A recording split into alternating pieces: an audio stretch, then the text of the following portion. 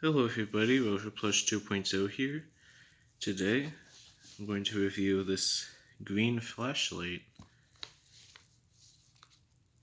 So, if you press this button, it lights up. Look at that. But also,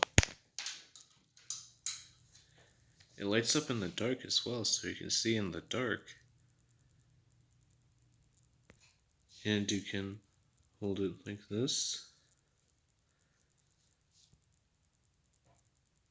Yeah, in case you're too lazy to hold it like this, you can just do this.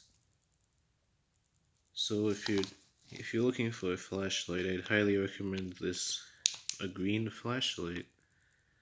So yeah, that's the end of this video, everybody, and I'll see you all next time. Bye.